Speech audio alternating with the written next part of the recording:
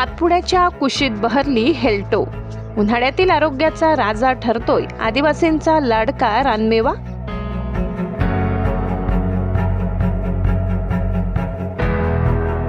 निसर्गाच्या अफाट देणगीने नटलेल्या सातपुड्याच्या दऱ्याखोऱ्यात सध्या एक खास रानभाजीचा बहर पाहायला मिळत आहे।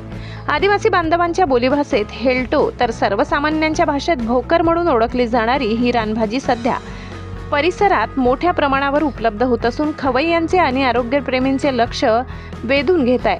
कडक उन्हाळ्याच्या दिवसात सातपुड्यातील आदिवासींसाठी हेल्टो ही केवळ भाजी नसून निसर्गाने दिलेले आरोग्यदायी वरदान मानले जाते। फेब्रुवारीच्या उत्तरार्धापासून एप्रिल महिन्यापर्यंत सातपुड्याच्या जंगलात हेल्टोची झाडे मोहराने बहरलेली दिसतात। या झाडांच्या कोवळ्या पानांपासून बनवलेली भाजी चवीला रुचकर तर आहेच, पण आयुर्वेदिक दृष्टिकोनातूनही अत्यंत गुणकारी मानली जाते। स्थानिक आदिवासींच्या माहितीनुसार हेल्टोचे सेवन केल्याने उन्हाळ्यात होणारे पित्ताचे विकार कमी होण्यास मदत होते, तसेच सांधेदुखीवरही आराम मिळतो। शिवाय शरीराची रोगप्रतिकारक शक्ती वाढविण्यास ही भाजी उपयुक्त ठरते।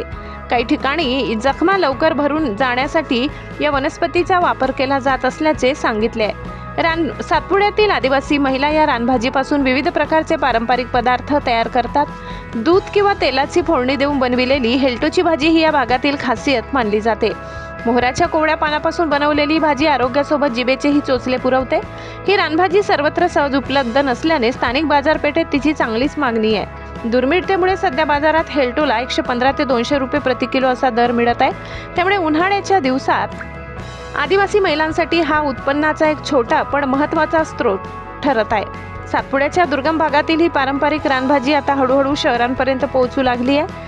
आरोग्याबाबत जागरूक असलेले अनेक नागरिक या नैसर्गिक अन्नाकडे वळताना दिसत आहेत। त्यामुळे अशा दुर्मिळ आणि औषधी गुणधर्मांनी समृद्ध रानभाज्यांचे संवर्धन आणि जतन करणे काळाची गरज असल्याचे मत जाणकार व्यक्त करत आहेत। सम्राट V7 न्यूजसाठी प्रतिनिधी गोपाल खंडे।